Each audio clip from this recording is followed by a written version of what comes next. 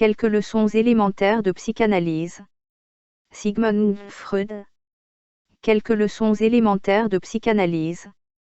Un auteur qui entend faire découvrir à un public non averti quelques savoirs, ou, pour le dire plus modestement, quelques savoir-faire, doit clairement faire son choix entre deux méthodes ou techniques. Il est possible de partir de ce que tout lecteur sait, ou croit savoir, et considère comme allant de soi sans le contredire dès le départ.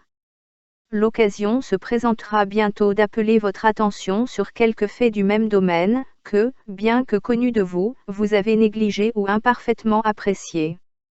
À partir d'eux, on peut lui introduire d'autres faits dont il n'a pas conscience et ainsi le préparer à dépasser ses premiers jugements, à chercher de nouveaux points de vue et à envisager de nouvelles hypothèses.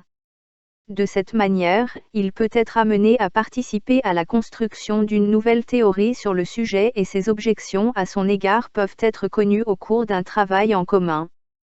Une méthode de cette classe pourrait être appelée génétique. Suivez le chemin que l'enquêteur lui-même a suivi auparavant. Malgré tous ses avantages, il a le défaut de ne pas faire une très forte impression sur l'apprenant. Vous ne serez pas aussi impressionné par quelque chose que vous avez vu naître et traverser une période de croissance difficile que vous le seriez par quelque chose présenté tout fait comme un tout apparemment fermé. C'est précisément ce dernier effet que produit la méthode alternative de présentation. Cette autre méthode, la dogmatique, commence par énoncer ses conclusions. Ces prémices exigent l'attention et la foi de l'auditoire, et très peu est présenté à l'appui de celle-ci. Et puis il y a le danger qu'un auditeur critique secoue la tête et dise « Tout cela semble très particulier, d'où ce gars l'a-t-il obtenu ?» Dans ce qui suit, je ne me limiterai à aucune des deux méthodes de présentation. Parfois j'en utiliserai un, d'autres fois un autre. Je ne me fais aucune illusion sur la difficulté de ma tâche. La psychanalyse a peu de chances de devenir aimée ou populaire. Ce n'est pas seulement que beaucoup de ce qu'il a à dire offense les sentiments des gens. Une difficulté presque semblable est créée par le fait que notre science embrasse un certain nombre d'hypothèses. Il est difficile de dire s'il faut les considérer comme des postulats ou comme des produits de nos investigations, susceptibles de paraître très étrangères au mode de pensée ordinaire. Et qui contredisent fondamentalement les opinions actuelles. Mais vous ne pouvez pas éviter cela. Nous devons commencer notre brève étude par deux hypothèses aussi risquées. La nature du psychique. La psychanalyse fait partie de la psychologie. Il est également décrit comme une psychologie des profondeurs, nous verrons pourquoi plus tard. Si quelqu'un demande ce que le psychique veut vraiment dire, il est facile de répondre en énumérant ses constituants, nos perceptions, nos idées, nos souvenirs, nos sentiments et nos actes volontaires, tous font partie du psychique. Mais si le questionneur va plus loin et demande s'il n'y a pas quelques qualités communes à tous ces processus qui permettent de se rapprocher de la nature ou, comme on dit parfois, de l'essence du psychique, alors c'est plus difficile. Répondre. Si l'on posait à un physicien une question similaire, concernant la nature de l'électricité par exemple, sa réponse aurait été jusqu'à très récemment, pour expliquer certains phénomènes, nous supposons l'existence de forces électriques qui sont présentes dans les choses et émanent d'eux. Nous étudions ces phénomènes, découvrons les lois qui les régissent et les éliminons pour les utiliser. Cela nous satisfait provisoirement. Nous ne connaissons pas la nature de l'électricité. Peut-être le découvrirons-nous un jour au fur et à mesure de nos travaux. Nous devons admettre que ce que nous ignorons est précisément la partie la plus importante et la plus intéressante de toute la question, mais pour le moment cela ne nous concerne pas. C'est simplement ainsi que les choses se passent dans les sciences naturelles. La psychologie est aussi une science naturelle. Qu'est-ce que ça peut être d'autre? Mais son cas est différent. Personne n'est assez audacieux pour porter des jugements sur des questions physiques, mais chacun, le philosophe comme l'homme de la rue, a son opinion sur les problèmes psychologiques et se comporte comme s'il était au moins un psychologue amateur. Et maintenant vient la chose remarquable. Tout le monde, ou presque, s'accorde à dire que le psychique a bien une qualité commune dans laquelle s'exprime son essence, la qualité, unique, indescriptible, mais qui n'a pas besoin d'être décrite, d'être conscient. Tout ce qui est conscient, disent-ils, est psychique, et, inversement, tout ce qui est psychique est conscient, cela va de soi, et le contredire est un non-sens. On ne peut pas dire que cette décision éclaire beaucoup sur la nature du psychique, car la conscience est l'un des faits fondamentaux de notre vie et nos investigations butent sur elle et ne trouvent pas de chemin derrière elle. De plus, l'assimilation de ce qui est psychique à ce qui est conscient a eu pour résultat indésirable de séparer les processus psychiques du contexte général des événements dans l'univers et de les mettre en contraste frappant avec tous les autres. Mais ce ne serait pas le cas, car on ne saurait ignorer le fait que les phénomènes psychiques dépendent dans une large mesure des influences somatiques et ont pour leur part les effets les plus puissants sur les processus corporels. Si jamais la pensée humaine s'est retrouvée dans une impasse, c'est ici.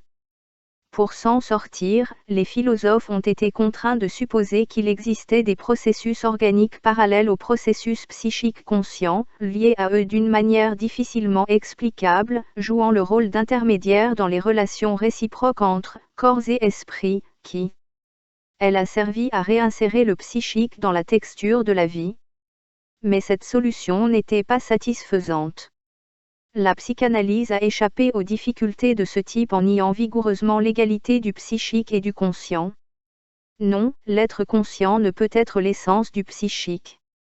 Ce n'est qu'une qualité du psychique, et certainement une qualité inconstante, souvent absente plutôt que présente. Le psychique, quelle que soit sa nature, est lui-même inconscient et probablement de même nature que tous les autres processus naturels dont nous avons quelque connaissance. La psychanalyse fonde ses énoncés sur un certain nombre de faits, dont je vais maintenant donner une sélection. Nous savons ce que nous voulons dire lorsque nous disons que certaines idées pensées surviennent à quelqu'un qui apparaît soudainement dans la conscience sans que nous apercevions les étapes qui y ont conduit, bien qu'elles aient dû aussi être des actes psychiques. Il peut même arriver que nous arrivions par cette voie à la solution de quelques difficiles problèmes intellectuels qui auparavant, depuis quelque temps, avaient ridiculisé nos efforts. Tout le processus compliqué de sélection, de rejet et de décision qui a occupé l'intervalle a été hors de la conscience. Ce n'est pas une théorie nouvelle de dire qu'il était inconscient et qu'il continuait peut-être à l'être aussi. Deuxièmement, je prendrai un exemple simple pour représenter une classe immensément large de phénomènes. Le président d'une entreprise publique, l'Assemblée des députés du Parlement autrichien, a un jour ouvert une séance en ces termes: « Je constate qu'un nombre suffisant de députés sont présents, et je déclare donc la séance close. » C'était un lapsus verbal, car il ne fait aucun doute que ce que le président voulait dire était ouvert. Pourquoi alors a-t-il dit le contraire ? On s'attend à ce qu'on nous dise qu'il s'agit d'une erreur accidentelle, d'une inexécution d'une intention, comme cela peut facilement arriver pour diverses raisons. Cela n'avait aucun sens, et de toute façon les contraires se substituent facilement l'un à l'autre. Mais si l'on tient compte de la situation dans laquelle s'est produit le dérapage verbal, on est enclin à préférer d'autres explications. Bon nombre des sessions précédentes de l'Assemblée avaient été désagréablement orageuses et n'avaient rien accompli, il était donc naturel que le président pense à ce moment-là en faisant sa déclaration publique, si seulement la session, qui n'en est qu'à ses débuts, était terminée. Fini. J'aime mieux le soulever que de l'ouvrir. Quand il a commencé à parler, il n'était probablement pas conscient de ce désir, ce n'était pas conscient pour lui, mais il était certainement présent et pouvait se manifester, contre la volonté de l'orateur, dans son erreur apparente. Un seul exemple ne peut pas nous permettre de trancher entre deux explications différentes.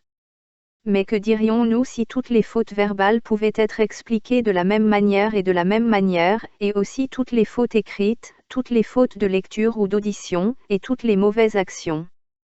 Que dirions-nous si dans tous ces exemples, on pourrait dire sans aucune exception, il était possible de démontrer la présence d'un acte psychique, une pensée, un désir ou une intention qui expliquerait l'erreur apparente et qu'il était inconscient le moment où il a été réalisé, même s'il a pu être auparavant conscient. S'il en était ainsi, il ne serait plus vraiment possible de continuer à nier qu'il y a des actes psychiques qui sont inconscients et qu'ils sont même parfois actifs lorsqu'ils se produisent. Inconscients, et même alors ils peuvent parfois influencer considérablement les intentions conscientes. La personne qui a subi une erreur de ce genre peut y réagir de diverses manières. Vous pouvez le manquer complètement, ou vous pouvez le remarquer et être confus et embarrassé. Habituellement, elle ne peut pas trouver l'explication par elle-même et sans l'aide des autres, et refuse souvent d'accepter l'explication lorsqu'elle est placée devant elle pendant au moins un certain temps. Troisièmement, enfin, il est possible, dans le cas de personnes en état d'hypnose, de prouver expérimentalement qu'il existe des choses comme des actes psychiques inconscients et que la conscience n'est pas une condition indispensable à l'activité psychique. Quiconque a été témoin d'une de ces expériences en recevra une impression inoubliable et une conviction qui ne sera jamais ébranlée. C'est plus ou moins ce qui se passe. Le médecin entre dans la chambre d'hôpital, pose son parapluie dans un coin, hypnotise l'un des patients et lui dit « Maintenant, je m'en vais. Quand je reviendrai, vous me rencontrerez avec mon parapluie ouvert et le tiendrez au-dessus de ma tête. » Puis le médecin et ses assistants quittent la pièce. Dès son retour, le patient, qui n'est plus sous hypnose, exécute exactement les consignes qui lui ont été données sous hypnose. Le médecin demande « Qu'est-ce que tu fais ? Qu'est-ce que ça signifie ?» Le patient est clairement confus. Il fait une remarque malvenue, comme j'ai juste pensé, docteur, puisqu'il pleut dehors, vous ouvririez votre parapluie dans le salon avant de sortir. L'explication est manifestement inadéquate et faite sous l'impulsion du moment pour donner une raison à son comportement insensé. Il est évident, pour nous spectateurs, qu'il ignore son véritable mobile. Cependant, nous savons ce que c'est, parce que nous étions présents lorsque la suggestion qu'il accomplit maintenant lui a été faite, alors qu'il ne sait rien de l'acte qui est en action. La question du rapport du conscient au psychique peut maintenant être considérée comme posée. La conscience n'est qu'une qualité ou un attribut du psychique, mais une qualité inconstante. Mais il y a une autre objection que nous devons éclaircir. On nous dit que, malgré les faits que nous venons d'évoquer, il n'est pas nécessaire d'abandonner l'identité entre ce qui est conscient et ce qui est psychique. Les processus psychiques dits inconscients sont les processus organiques reconnus depuis longtemps comme parallèles aux processus mentaux. Cela réduirait naturellement notre problème à une question de définition apparemment triviale. Notre réponse est qu'il serait injustifié et inconvenant de rompre l'unité de la vie mentale pour parvenir à une définition, puisque de toute façon il est clair que la conscience ne peut nous offrir qu'un enchaînement incomplet et brisé de phénomènes. Et ce serait une question de chance que même si le changement avait été fait dans la définition du psychique, il ne serait pas possible de construire une théorie globale et cohérente de la vie mentale. Il n'est pas non plus nécessaire de supposer que cette vision alternative du psychique soit une innovation due à la psychanalyse. Un philosophe allemand, Theodor Lipps, a déclaré très clairement que le psychique est lui-même inconscient et que l'inconscient est ce qui est vraiment psychique.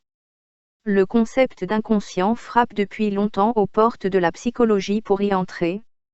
La philosophie et la littérature ont souvent joué avec, mais la science n'a pas trouvé comment s'en servir. La psychanalyse a accepté le concept, l'a pris au sérieux et lui a donné un contenu nouveau. Grâce à ses investigations, il est parvenu à une connaissance des caractéristiques du psychique inconscient jusqu'alors insoupçonnées et a découvert certaines des lois qui le régissent. Mais rien de tout cela n'implique que la qualité d'être conscient ait perdu son importance pour nous. Elle continue d'être la lumière qui éclaire notre chemin et nous conduit à travers les ténèbres de la vie mentale.